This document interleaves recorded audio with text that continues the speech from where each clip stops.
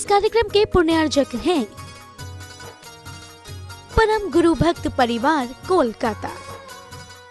नमः सिद्धेभ्यः सर्वमंगल मांगल्यं सर्वकल्याणकारकं प्रधानं सर्वधर्माणां जैनं जयतु शासनं। पंच परमेष्टि भगवान की आचार्य श्री गुरुवर कुंद कुंद महाराज की, आचार्य श्री गुरुवर विद्यासागर महाराज की।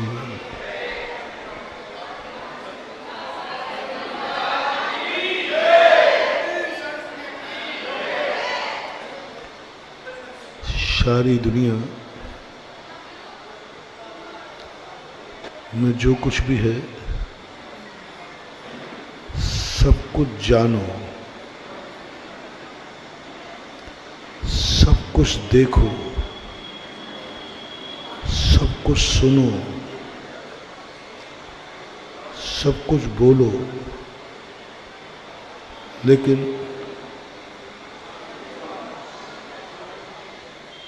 ये करते समय एक ही बात का ध्यान रखना है कि इससे मुझे और सामने वाले को भय तो नहीं लग रहा है।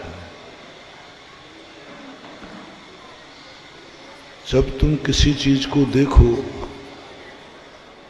तो तुरंत देखो, इसको देखते समय मुझे डर तो नहीं लग रहा है, कहीं ये भाव तो नहीं आ रहा है कि जिसको मैं देख रहा हूं इसको देखते हुए कोई देख तो नहीं लेगा, कोई देख तो नहीं लेगा मुझे। कई लोग चोरी छुप के देखते हैं, देखना बुरा नहीं है, और जो तुम देख रहे हो वो सबसे बुरा है, क्योंकि तुम्हें डर लग रहा है कोई मुझे देखते हुए न देख ले। ये जो भय है ये आत्मघाती जस्ता है। देखने में कोई पाप बंद नहीं होता, थोड़ा सा होता है। बुरा भी देखो, कोई ज्यादा नहीं। जो वस्तु है वह देखने की है, और आंख है तो देखेगी। कोई सुंदर प्रदर्शनी लगी रहती ना, उस पर लिखा रहता है ब्यूटी बट नो टच। ये सुंदर है लेकिन इसको टच मत करना, टच करते ही वो गंदी हो जाएगी। सुंदर वस्तु देखने की है, छूने की नहीं। सुंदर वस्तु देखने की है, ग्रहण करने की नहीं। अच्छी वस्तुएं जो भी होती हैं उनको देखो। भगवान सबसे अच्छे बन जाते हैं, उनका दर्शन किया जाता है। जीवित भगवान को कोई छू नहीं सकता, क्योंकि वो बहुत सुंदर है, और छूने वाला सदा गंदा रहेगा। जिसको तुम छू रहे हो भगवान को ले लेता हूं। भगवान सब तरफ से सुंदर है, निर्दोष है, पवित्र है, पावन है, और छूने वाला कौन है? आप लोग ही ना। तो बोलो, आप गंदे हैं, अपवित्र है, अशुद्ध है। और अशुद्ध व्यक्ति शुद्ध को छुएगा तो अशुद्ध शुद्ध हो जाएगा कि शुद्ध अशुद्ध हो जाएगा। इसलिए सात प्रकृति ने नियम बना दिया, भगवान को कोई छू नहीं सकता, क्योंकि वो शुद्ध हैं। सिद्ध भगवान को कोई छू नहीं सकता, क्योंकि वो शुद्ध है। इसी प्रकार संसार की जितनी अच्छी वस्तुएं हैं, चाहे वो नेत्र संबंधी हो, उनको देखो, समझो, छुओ मत, ग्रहण मत करो, अन्यथा वो सुंदरता मिट जाएगी, वो गंदी हो जाएगी। ऐसे ये सारी सृष्टि है। सबको जानो, देखो। सर्वज्ञ भगवान भी देखते हैं,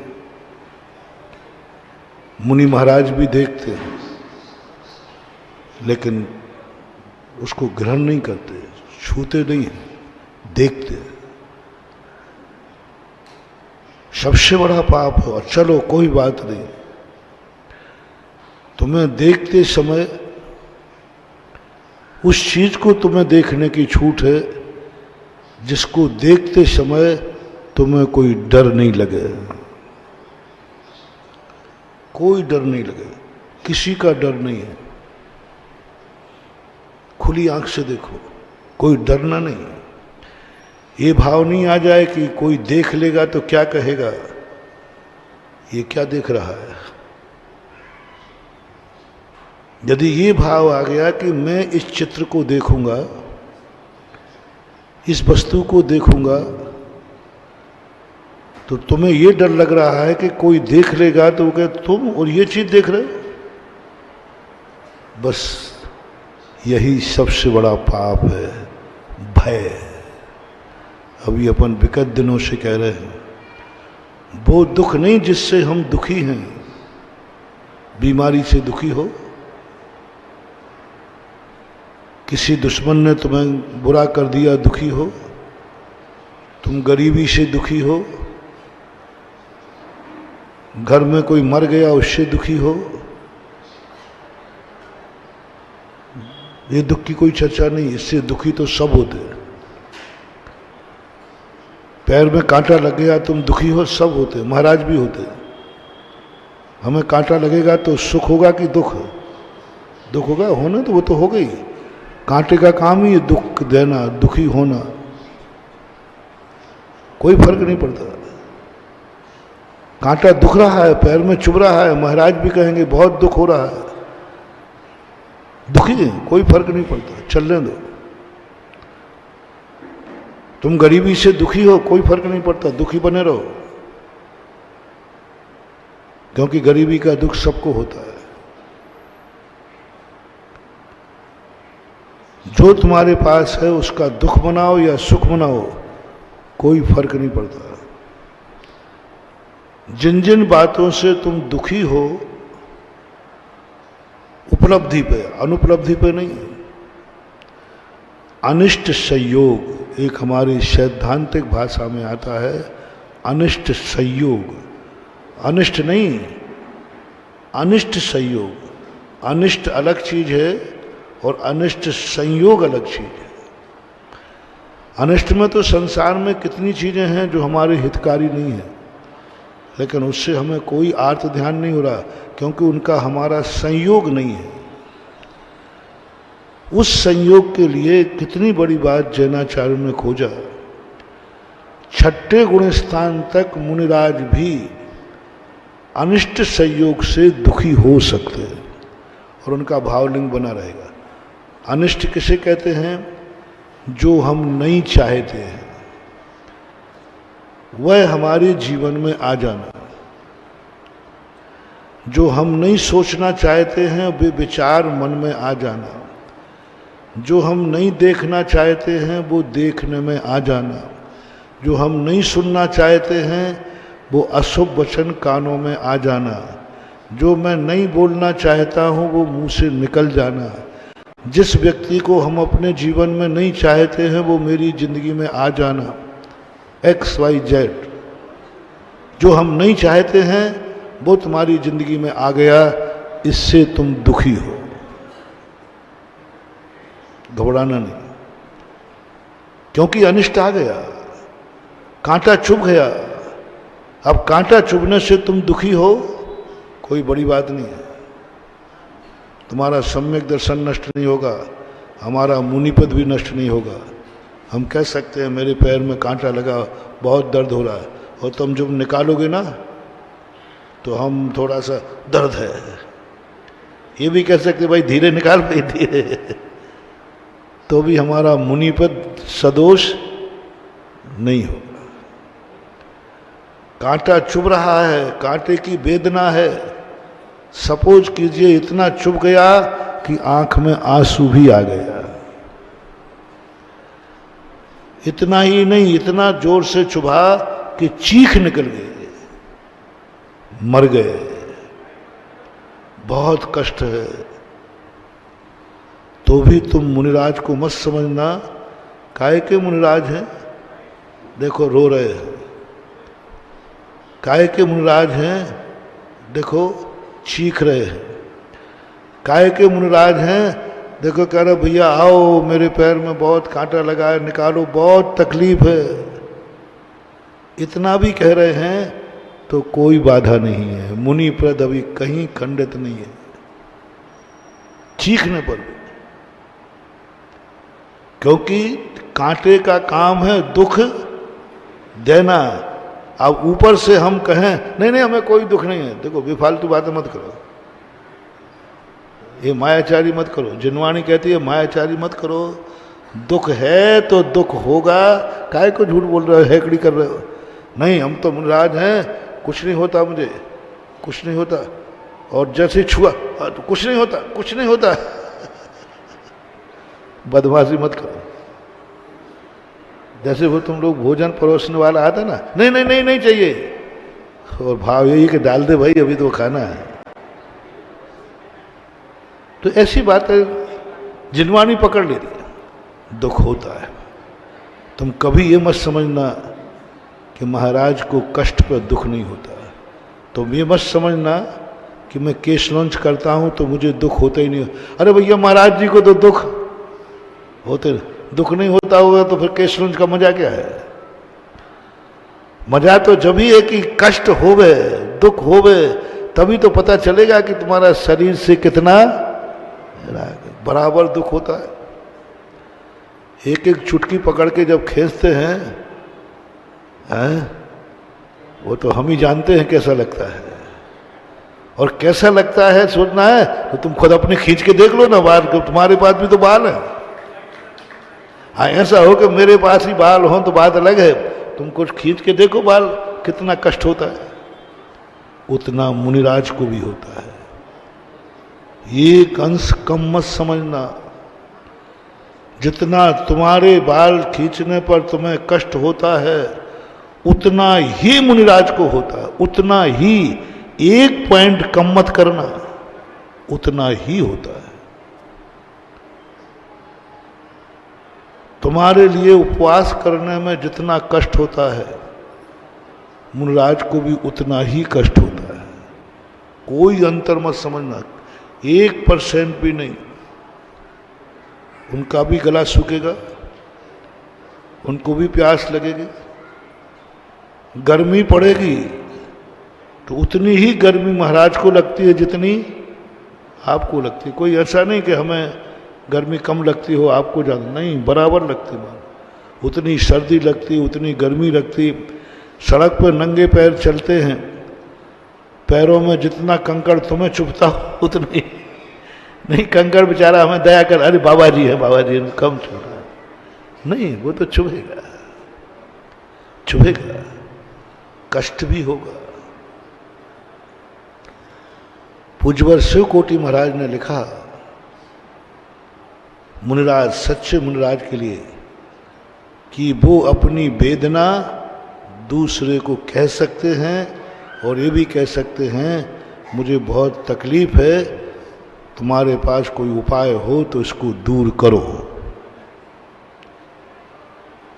समझना, मुझे बहुत तकलीफ है, बीमारी है, बुखार है, कांटा है, XYZ, बहुत तकलीफ है, सहन से बाहर हो रहा है, सामायिक बिगड़ रही है, बहुत ज़्यादा तकलीफ है, सहन से बाहर है। योग्य श्रावक से वो कह सकता है। इतने कहने मात्र से मुनिव्रत खंडित नहीं होगा। भक्त प्रत्याख्यान इसी को कहते हैं। भक्त प्रत्याख्यान में वो अपनी वेदना किसी को, गुरु को बता सकता है। हम लोग अपने संग में साधर्मी को बता सकते हैं मुझे यह तकलीफ है। विश्वसनीय श्रावक है उसे बता सकते हैं श्रावक को, भाई मुझे ये तकलीफ है। इसमें मुनि व्रत में कोई बाधा नहीं है। दूसरी तकलीफ, स्वयं को तकलीफ है, मैं खुद स्वयं दूर कर सकता हूँ। सपोज कीजिए मुझे पैरों में दर्द हो रहा है, हम अपने हाथ से भी दबा सकते हैं, हम अपने हाथ से सिर दबा सकते हैं। दूसरा भक्त प्रत्याख्यान का वेद, इसमें कोई दोष नहीं है। अपनी सीमा में, अपनी मर्यादा में, जो उसके करने योग्य है। तो यहां तक कोई बात नहीं। एक मुनि महाराज को संलेखना चल रही थी। वैयावृत्ति जो है साधारण चीज नहीं है। मुनि महाराज को कष्ट होता है तो होता है, लेकिन वो सबसे बोल नहीं पाता, कह नहीं पाता। भावना है कि मेरी तकलीफ कोई दूर कर दे, क्योंकि तकलीफ सहन के बाहर है। लेकिन किससे बोलें, किससे बोलें? जिससे बोलो तो डर ये लगता है, देखो महाराज जी हो करके तुम कम कलाकार थोड़ी हो। महाराज जी हो करके देखो कह रहे हैं कि हमारी तकलीफ दूर करो। ओहो, पंचम काल में मुनि महाराजों का धर्म नहीं है तो हम तकलीफ सहन कर लेंगे, तुम्हारा मुनि व्रत से विश्वास उठ जाएगा, मुनियों के प्रति श्रद्धा कम हो जाएगी। ये सोच करके हम कष्ट सहन करते रहेंगे, लेकिन तुमसे बोलेंगे नहीं, नहीं बोल सकते। भाव है दूर करने का। वैयावृत्ति करने के लिए सबसे पहले मुनि का विश्वास जीतो, विश्वास जीतो। मुनिराज नहीं कराना चाहते हैं सो बात नहीं, विश्वास जीतो। उसको इतना विश्वास हो जाए कि व्यक्ति वैयावृत्ति करेगा पर स्वयं को भी याद नहीं रखेगा।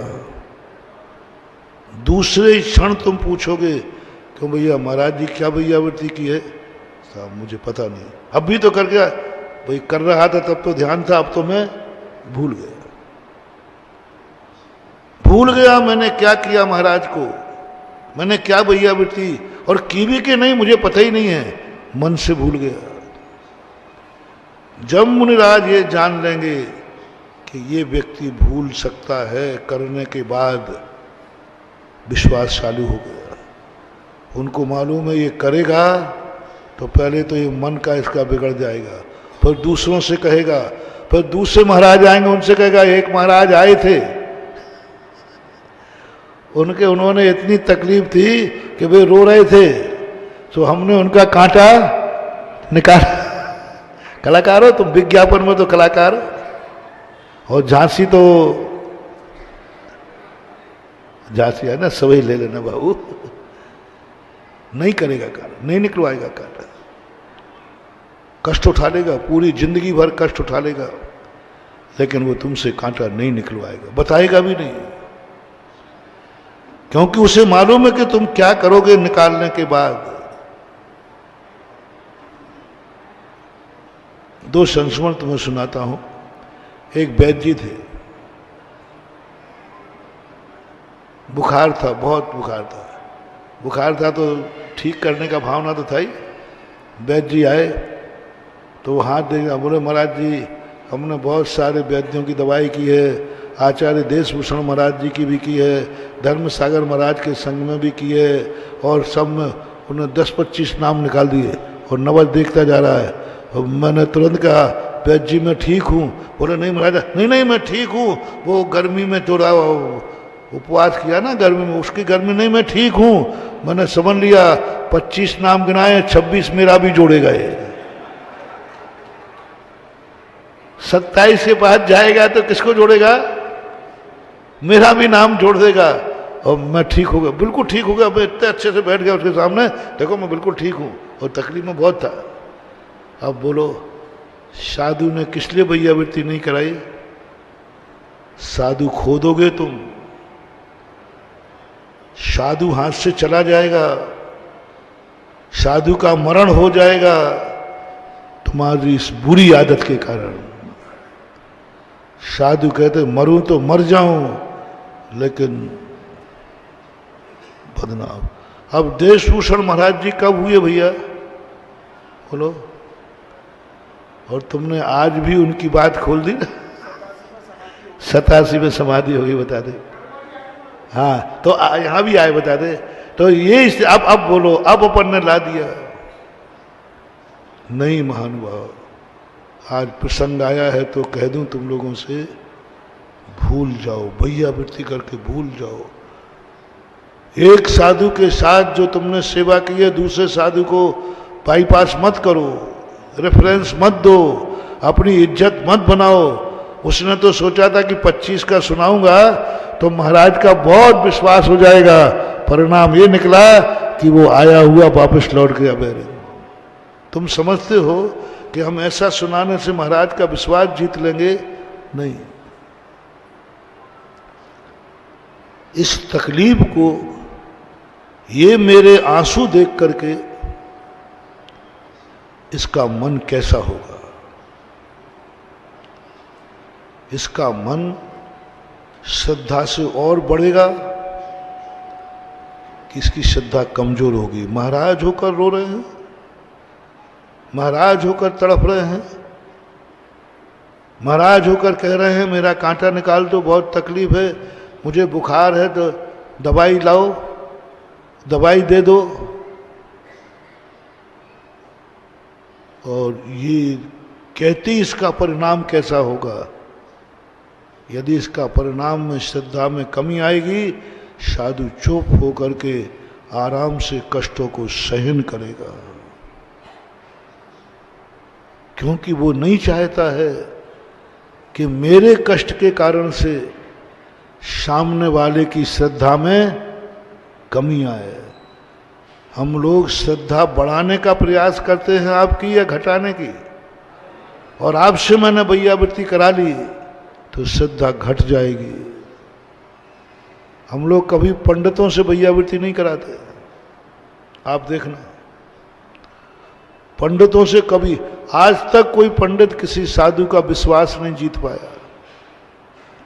और कायदा से साधुओं की भैयावृत्ति, सही भैयावृत्ति कोई कर सकता है तो पंडित ही कर सकता है, क्योंकि वो ज्ञानी है, विवेकी है। लेकिन हम लोगों ने कराना छोड़ दिया। पंडित जी आते ही हम लोग लेटे होंगे तो बैठ जाएंगे, क्योंकि आज के पंडित दोष देखते हैं। ये देखते हैं कि महाराज ये कर रहा है तो साधु कष्ट उठा लेगा। जीतो, साधु को बचाना है तो जीतो। निर्विचिकित्सा अंग है ये। दुखी और बीमार को देख करके परिणाम बिगाड़े नहीं जाते, बल्कि परिणाम बनाए जाते हैं। छुपाता है ना, क्यों भाई महाराज जी ऐसा नहीं ऐसा नहीं कर रहे थे, वो तो ऐसा था वैसा था। निर्विचिकित्सा अंग। पूज्यवर शांति सागर महाराज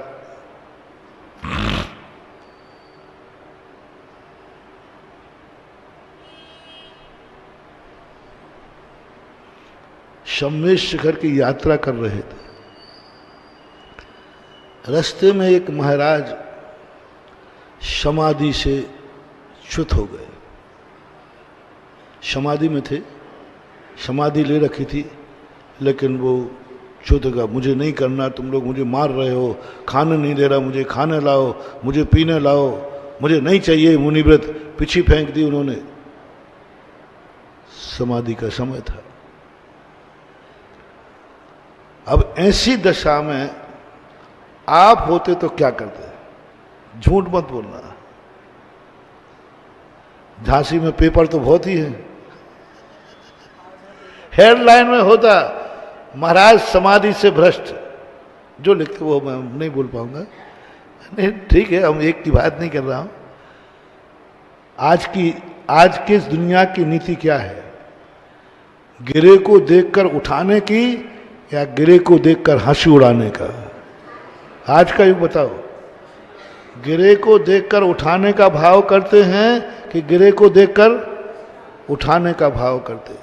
हंसाने, गिरे को देखकर हंसाने का भाव, हंसने का भाव करेंगे, निंदा का भाव करेंगे, आलोचना का भाव करेंगे, उसे उठाने का भाव बहुत कम लोग कर पाएंगे।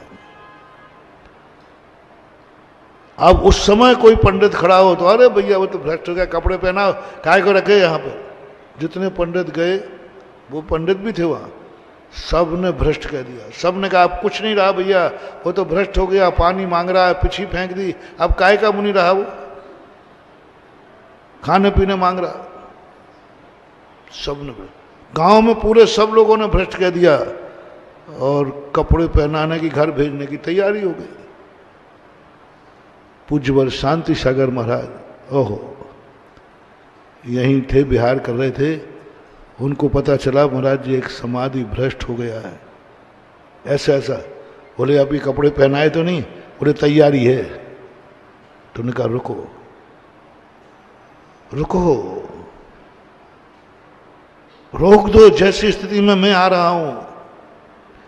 एक भ्रष्ट साधु के लिए पूज्यवर शांति सागर महाराज ने सम्मेद शिखर की यात्रा स्थगित कर दी।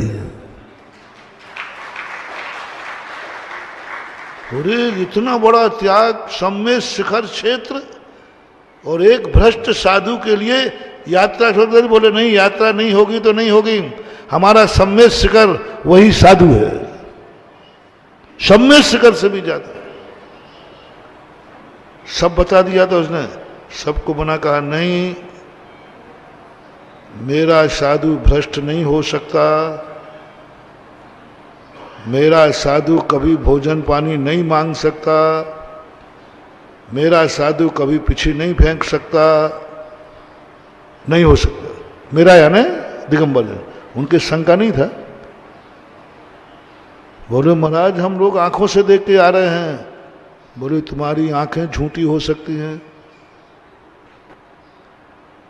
एक नहीं, दो नहीं, 100 लोगों ने कहा।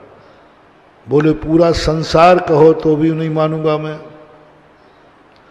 पूरा संसार कहो तो भी नहीं मानूंगा मैं खुद देखूंगा। जान रहे थे पूज्यवर सबके क्या हुआ है।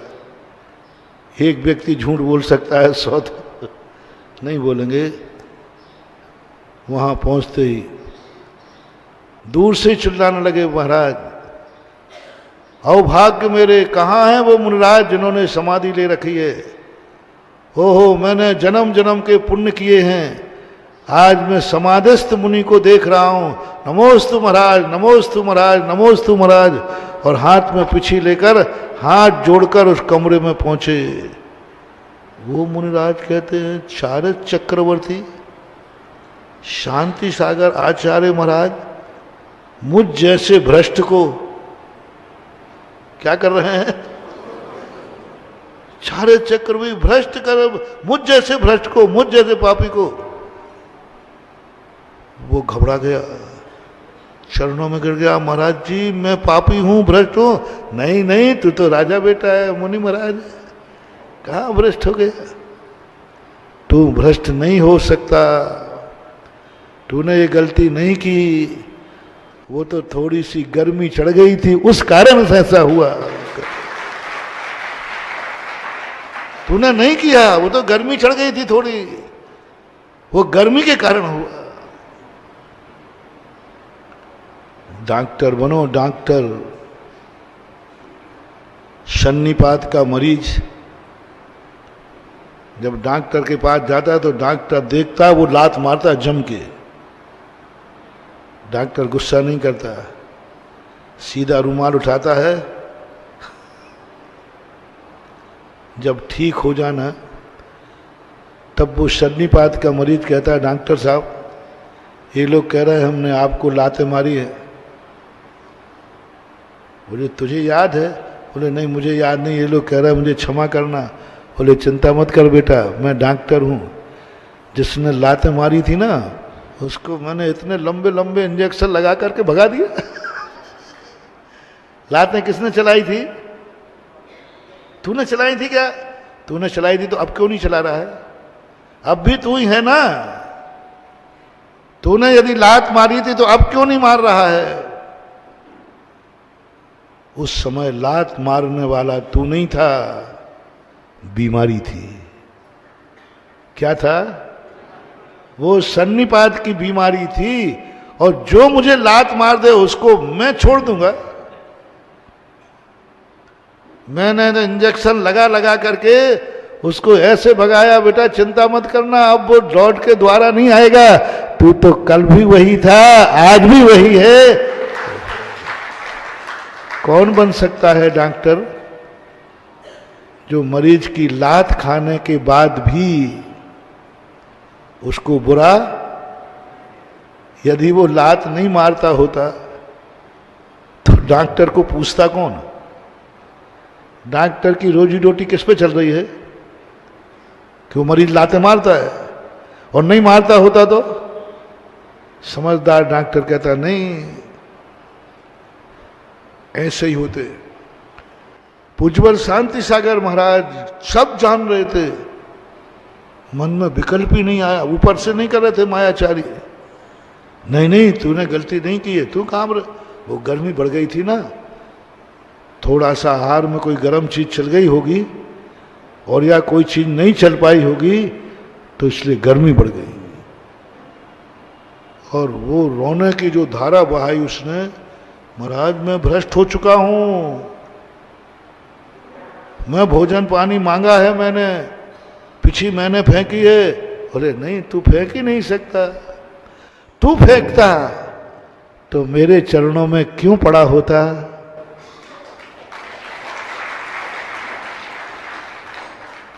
महाराज ने परीक्षा कर ली, यदि ये सही भ्रष्ट में होता तो देखते कहते हाँ आगे तुम भी मारोगे मुझे, तुम मेरे प्राण लेने आए होगे, उल्टा और बोलता। लेकिन तेरी आंख का आंसू, तेरा पैरों में गिरना, तुझे ये महसूस होना कि मैं भ्रष्ट हो गया हूं, ये तेरे अनुभव में आ रहा है क्या कि मैं भ्रष्ट हो गया हूं? हाँ गुरुदेव मैं भ्रष्ट हो गया हूं। बोले जिसको ये आ जाए कि मैं भ्रष्ट हो गया हूं वो भ्रष्ट हुआ ही नहीं। मैं भ्रष्ट हो गया हूं वो भ्रष्ट हुआ ही नहीं। मेरे से गलती हो गई, उससे गलती हुई नहीं। प्रतिक्रमण क्या है? कुछ नहीं बंधु, प्रतिक्रमण में एक ही बात कही जाती है, तुमने गलती की है कि नहीं, ये गलत है कि नहीं, बस तुम्हें एक बार बोलना गलत है, जनवाणी कहती ठीक है, बस हो गया काम, तुम सुधर जाओगे क्योंकि तुमने गलती तो की है लेकिन महसूस है कि ये गलत है। अविरत सम्यक दृष्टि क्या है? कुछ नहीं महानुभाव। चौथे गुण स्थान वर्ती का मात्र एक ही बात पर सम्यक दृष्टि कह दिया कि वो गलत को गलत कहता है और सही को सही कहता है, गलत छोड़ता नहीं है। गलत कर रहा है, उससे पूछो ये ठीक कर रहे हो? बोले नहीं कर रहा हूं। छोड़ दो, नहीं छूटता नहीं है मेरे से। लेकिन उसने क्या एक्सेप्ट कर लिया? जो मैं कर रहा हूं ये गलत है, मुझे नहीं करना चाहिए। अंजन चोर ने इतनी सी तो बात पूछी थी गुरुदेव ने, कौन है तू? भगवान चोर हूं, दुनिया मुझे अंजन चोर के नाम से जानती है। क्या करता है? चोरी करता हूं। क्या यह कार्य ठीक है? गलत है। करना चाहिए? नहीं करना चाहिए। आगे क्या विचार है? नहीं करने का भाव है। 4 बातें पूछी। रात का चोर था, रात में चोरी करके आया था रानी का 9 लखा हार, रात की चोरी। और वो पूरी कहानी नहीं बता रहा हूँ, नमोकार बंद की आपको पता है। महाराज के पास वो पूछा, महाराज क्या मैं चोर हूँ, मैंने चोरी की है, रात में चोरी करके आया हूँ, क्या मेरा कल्याण हो सकता है? क्या आप मेरे गुरु बन सकते हैं? उसने ये नहीं कहा कि मैं आपका चेला बन सकता हूं, ये नहीं कहा। समझदार था वो जानता था कि चेला बनने लायक मैं हूं ही नहीं, चेला बनने लायक मैं हूं ही नहीं, क्योंकि मैं तो चोर हूं। गुरु बन सकते हो क्या? आपको मैं गुरु बना सकता हूं। और तुम क्यों क्या बनते हो? महाराज मुझे चेला बना लो ना। हाँ बना लो। देख ले रहे कि मुखड़ा दर्पण में, चेला बनने लायक है नहीं। हमें चेला बनने के लिए नहीं जाना गुरु के पास, हमें गुरु बनाने जाना है गुरु के पास। हमें चेला बनने के, भक्त बनने के लिए भगवान के पास नहीं जाना है, हमें भगवान बनाना है। क्या भगवान तुम्हें भक्त बनाएंगे? असंयमी है और कह रहा है महाराज मुझे चेला बना लो। क्या बनाऊं? सारे पाप तो करता है, रात्रि भोजन तो त्याग नहीं है, कुछ भी तो त्याग नहीं। असंयमी को, क्या संयमी साधु कभी असंयमी को अपना चेला बनाएगा? और तुम सब असंयमी हो, क्या चेला बनते हो? असंयमी व्यक्ति चेला नहीं बन सकता, लेकिन असंयमी व्यक्ति गुरु बना सकता है। समझना, बहुत बड़ी बात कह रहा हूं मानवा। असंयमी व्यक्ति चेला नहीं बन सकता, पक्का है। साधु का चेला संयमी ही होगा। मुनि बनने के पहले किसी को शिष्य नहीं कहा शास्त्रों में, मुनि बनने के बाद ही शिष्य कहलाता है। तो शिष्य कौन है? जो मुनि बन जाते हैं वे आचार्य के शिष्य, उपाध्याय के शिष्य, साधु के शिष्य कहलाते हैं। तो शिष्य बनने के लिए तुम्हें मुनि बनना पड़ेगा। शिष्य बनने के लिए तुम्हें 6ठे 7वां गुण स्थान में जाना पड़ेगा। शिष्य बनने के लिए तुम्हें भावलिंगी संत बनना पड़ेगा। कितना कठिन है, कितना कठिन है बोलो। असंभव तो नहीं है, लेकिन कठिन तो निश्चित समझना। शिष्य बनने के लिए मुनि बनना पड़ेगा, 28 मूल गुण धारण करना पड़ेंगे। और मुनि की चर्या तो आपको मालूम है, तलवार की धार पर चलना है। उसके पहले कोई शिष्य नहीं बनता, होता ही नहीं शिष्य। हम तुम्हें शिष्य कह ही नहीं सकते, हो ही नहीं सकता। लेकिन गुरु बनाने के लिए तुम्हें संयम धारण करने की जरूरत नहीं है। असंयमी भी गुरु बना सकता है। हमारा मार्ग कितना कठिन हो गया। हमें शिष्य बनाना है तो तुम्हें मुनि बनाना पड़ेगा, और गुरु बनाना कितना सरल हो गया। कुछ नहीं करना, असंयमी हो। चारित मोह बस लेस न संयम, पैसुरनाथ जजे है। कुछ भी नहीं है। चोर भी गुरु बना सकता है, कोई भी गुरु बना सकता है। गुरु बनाने के लिए कोई भी कंडीशन नहीं है, बस कोई कंडीशन नहीं। असंयमी 4थे गुण स्थान वर्ती से पूछो तुम्हारे गुरु कौन है, वो कहेगा 5 गुरु है मेरे, अरहंत, सिद्ध, आचार्य, उपाध्याय, और ये 5 गुरु कहलाते हैं। आप लोग बोलो आपके गुरु कौन है? 5 परमेष्ठी। 5 परमेष्ठियों में विशेष गुरु कौन है? आचार्य, उपाध्याय, यही है ना? झांसी वाले बताओ ना, तुम्हारे गुरु कौन हैं? दिगंबर मुनि महाराज कि अड़ोसी पड़ोसी? अड़ोसी पड़ोसी बता दो, ये गुरु है, ये गुरु है, ये गुरु है। ये नहीं। पूज्यवर समंत भद्र महाराज रत्नकरण श्राप का चार में कहते हैं, गुरु कौन है तुम्हारा?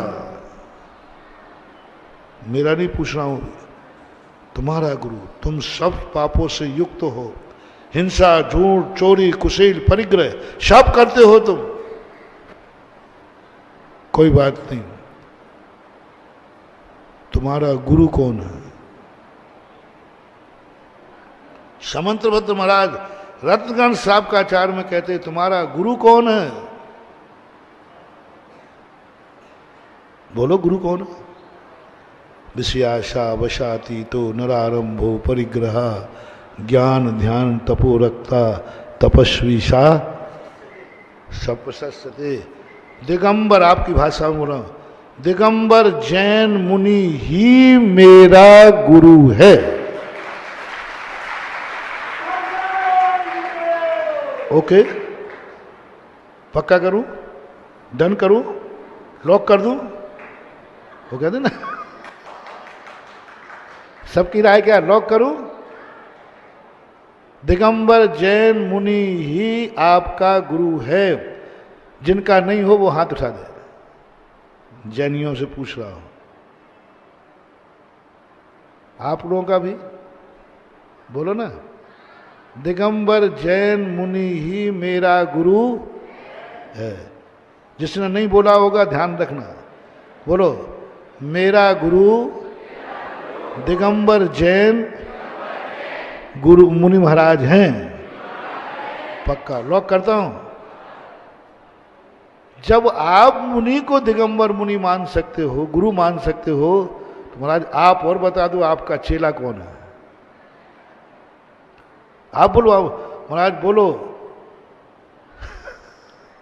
हम झांसी वाले, क्योंकि आपको हमने गुरु मान लिया, तो सीधी बात है, जब आपको गुरु माना तो आपको भी मुझे चेला मानना पड़ेगा। बस यही तो विशेषता है। मैं नहीं कहूंगा,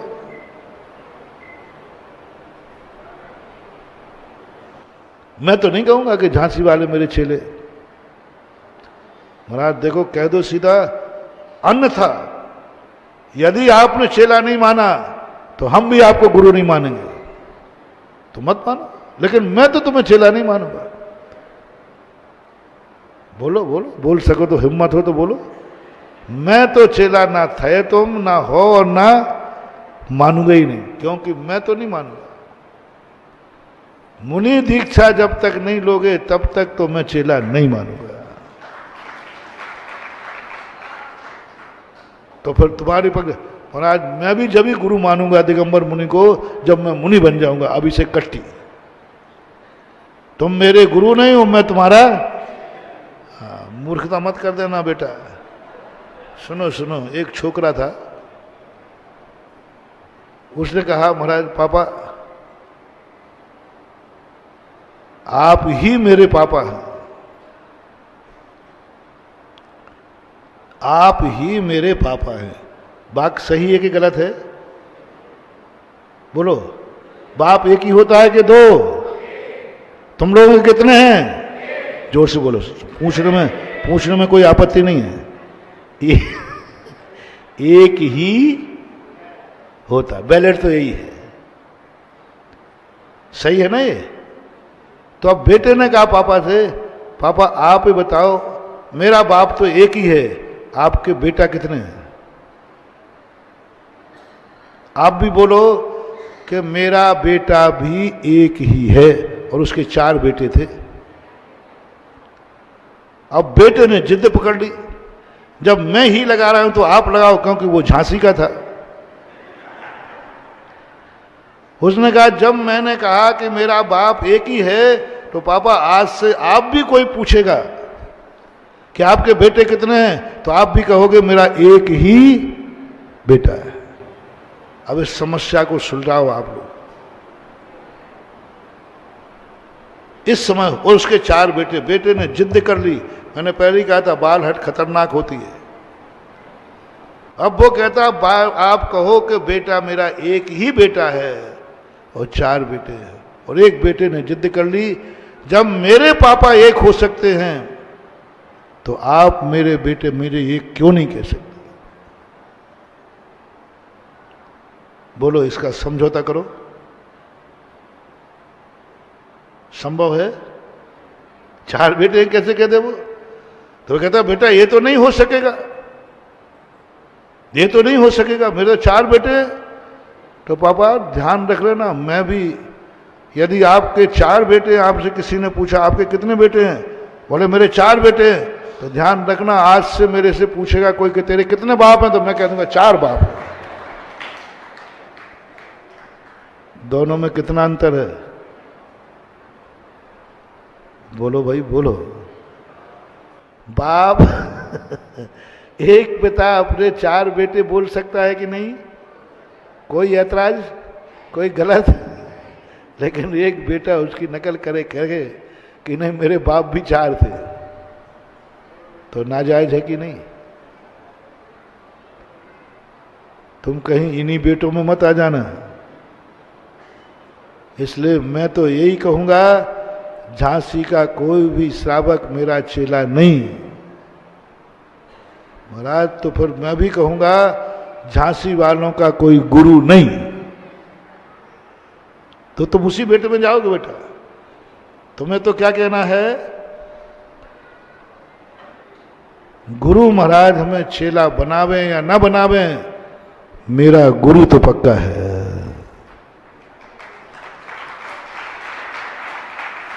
अर्जुन कहता है कि मैं तुम्हारा चेला हूं इसलिए तुम मेरे गुरु हो। अर्जुन हमेशा यही कहता था, मैं द्रोणाचार्य का चेला हूं। अंतर समझना, बहुत बड़ी बात है। मैं द्रोणाचार्य का चेला हूं, मैं द्रोणाचार्य का शिष्य हूं। उसने एक बार भी नहीं किया कि गुरु द्रोणाचार्य मेरे गुरु हैं। अर्जुन हमेशा क्या बोलता था, मैं द्रोणाचार्य का शिष्य हूं, मैं फलाने का बेटा हूं। ये भाषा तुम्हारी बहुत गंदी भाषा है। मैं फलाने का बेटा हूं, अहंकार। मैं फलाने का चेला हूं, अहंकार। अर्जुन हमेशा एक ही बोलता था। लेकिन एकलव्य ने कभी नहीं कहा कि मैं द्रोणाचार्य का चेला हूं। एकलव्य ने सदा यही कहा, मेरे गुरु द्रोणाचार्य हैं। थोड़ा सूक्ष्म दृष्टि से अंतर निकालना। अर्जुन कह रहा है मैं द्रोणाचार्य का चेला हूं, और एकलव्य कह रहा है मेरे गुरु। दोनों में कितना अंतर है बोलो ना, कितना अंतर है। द्रोणाचार्य ने एकलव्य को कभी शिष्य नहीं बनाया, कभी शिष्य नहीं बनाया, माना ही नहीं शिष्य। शिष्य बनने गया था जो एकलव्य, कितने बुरी तरह उसको लताड़ा था। कितना बुरे शब्द मैं नहीं बोल पाऊंगा अभी। और पूरे गुरुकुल को धुलवाया था। एकलव्य का गुरुकुल में कदम पड़ गया था, पूरे गुरुकुल का शुद्धिकरण हुआ था, हवन हुआ था। हवन हुआ था गुरुकुल को शुद्ध करने के लिए, और निकाल दिया था धुतकार करके, जा तू मेरा शिष्य नहीं हो सकता। कभी द्रोणाचार्य ने एकलव्य को शिष्य स्वीकार किया ही नहीं, माना ही नहीं। अर्जुन ने कहा भी कि साहब मुझे जंगल में मिला था एक, वो कह रहा था मेरे गुरु द्रोणाचार्य है। तो द्रोणाचार्य कहते फिर से बोलना, तू कौन है? गुरुदेव मैं आपका शिष्य हूं। समझ गए गुरु, समझ गए। गुरु तो आगे की होते हैं। अर्जुन से पूछा तू कौन है? बोले गुरुदेव आपका चेला हूं। तो उसने क्या कहा था? द्रोणाचार्य मेरे गुरु हैं। बस तुरंत समझ गए द्रोणाचार्य, मामला बहुत आगे का है। अर्जुन फेल हो गया, क्योंकि ये मेरा शिष्य है। एकलव्य पास हो गया क्योंकि मैं उसका गुरु हूं। बस चले गए। कहीं डायरी में नाम नहीं, कहीं कुछ नहीं, न जान ना पहचान। शिष्य था ही नहीं, उनके रजिस्टर में नाम ही नहीं था। 105 शिष्य थे। लेकिन जब द्रोणाचार्य ने एकलव्य से पूछा, तेरा गुरु कौन है? बोले द्रोणाचार्य। तू किसका चेला है? बोले मुझे पता नहीं। अंतर, तू किसका चेला है? मुझे पता नहीं। ये पता है कि मेरा गुरु द्रोणाचार्य है। मैं चेला नहीं हूं, मैं चेला नहीं हूं, मेरा गुरु है। ओहो, समझो बात को, कितनी ऊंची बात है। मैं चेला नहीं हूं क्योंकि गुरु ने मुझे शिष्यत्व स्वीकार, तो मैं कैसे कह दूं चेला हूं? मैं कैसे कह दूं द्रोणाचार्य का चेला हूं? क्योंकि द्रोणाचार्य मुझे चेला मानते ही नहीं है। उन्होंने कहा मुझे पता नहीं कि मैं किसका चेला हूं, ये दावा करता हूं मेरा गुरु द्रोणाचार्य है।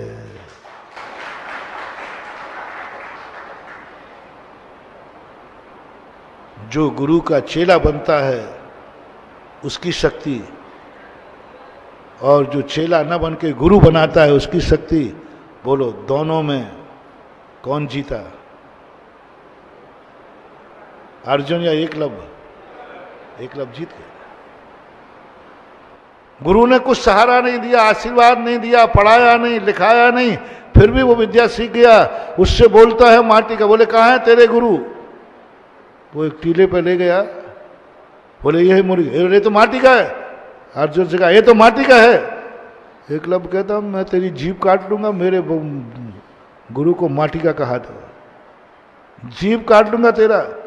द्रोणाचार्य बचाव किया, नहीं तो एकलव्य अर्जुन को निपटा देता वहीं। मेरे गुरु को माटी का कह रहा है। किसी को माटी का कहना या नहीं, उसका अपमान है कि नहीं? अरे ये तो मट्टी के समान है, तू मेरे गुरु को माटी कह रहा है? खबरदार। द्रोणाचार्य सब समझ रहे हैं, ये बहुत आगे की किताब है। ये अपने गुरु को माटी का कहते ही आग बबूला, खबरदार। और सारी दुनिया से पूछो वो मूर्ति माटी की थी कि नहीं थी? बोले इन्हीं ने तो हमें सिखाया है। बोले ये बोलते हैं? हाँ बोलते हैं। मुझे क्या मालूम कि धनुष कैसे पकड़ना, मुझे क्या मालूम कि कैसे तीर चलाना, मुझे क्या, सब इन्हीं ने बताया। सब यही बोलते थे, यही पढ़ाते थे।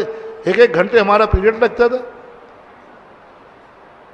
थोड़ी सी कल्पना में जाओ, माटी का पुतला एकलव्य से कैसे बोलता होगा।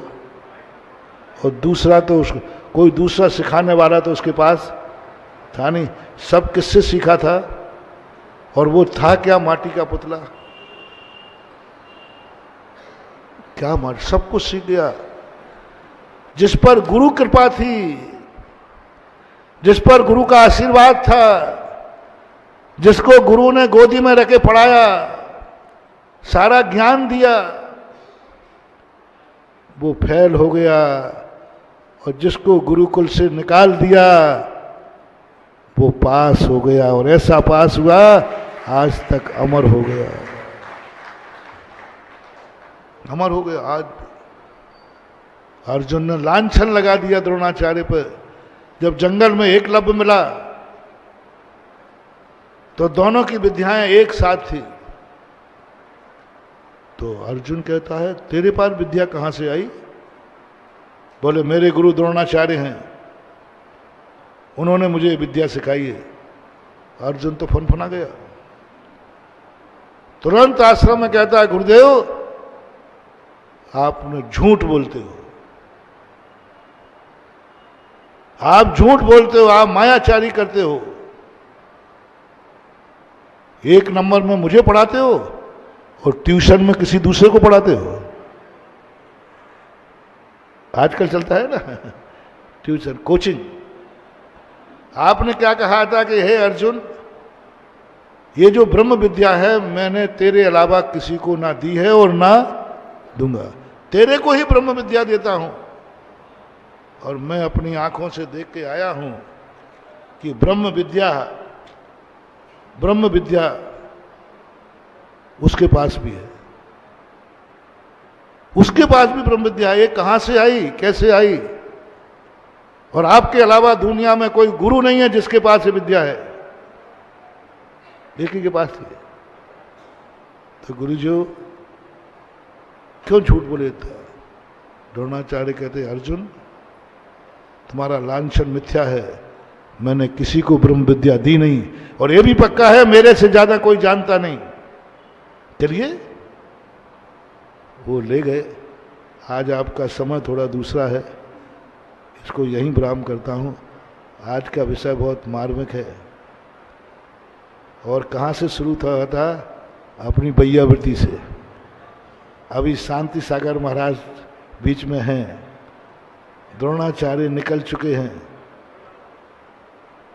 इस प्रसंग को लेकर के अपन चर्चा करेंगे। एकदम रोकता हूं, आगे का ब्रेक लगाकर। इस कार्यक्रम के पुण्यार्जक थे परम गुरु भक्त परिवार, कोलकाता।